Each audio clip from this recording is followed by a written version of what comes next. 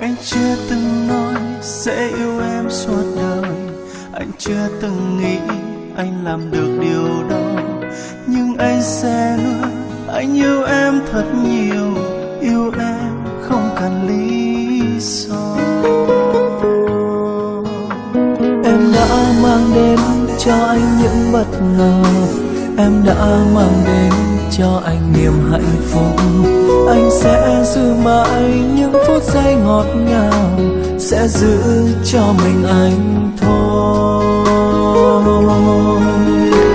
Xin em đừng khóc khi anh không ở bên, xin em đừng khóc khi đôi ta giận hờn. Đừng để nước mắt xua đi mọi niềm vui, hãy để nụ cười nở trên môi của em. Hãy cứ để anh quan tâm em ngày đêm, hãy cứ để anh sống với những mong chờ. Một nói một điều từ sâu trong lòng anh yêu em chỉ vậy thôi.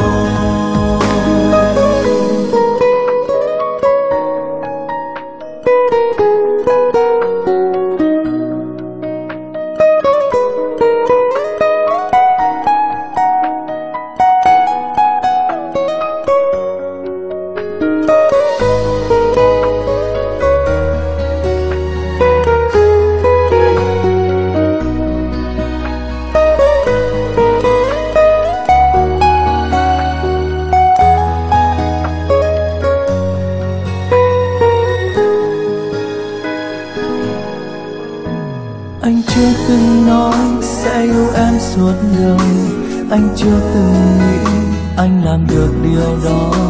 Anh sẽ giữ mãi những phút giây ngọt ngào, sẽ giữ cho mình anh thôi.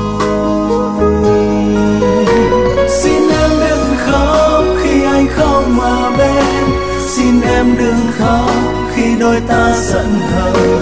Đừng để nước mắt xua đi mọi niềm vui, hãy để nụ cười nở trên môi của em. Hãy cứ để anh quan tâm em ngày đêm, hãy cứ để anh sống với những mong chờ. Muốn nói một điều từ sâu trong lòng anh yêu em chỉ vậy thôi.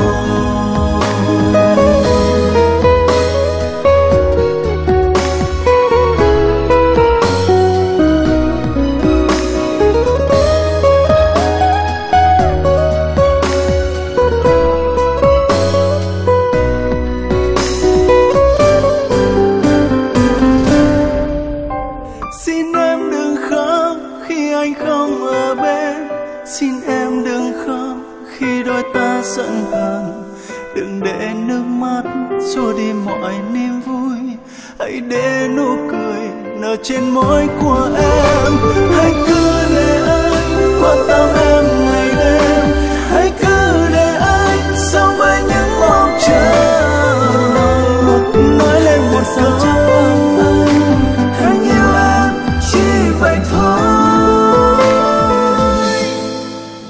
Muốn nói một điều từ sâu trong lòng anh yêu em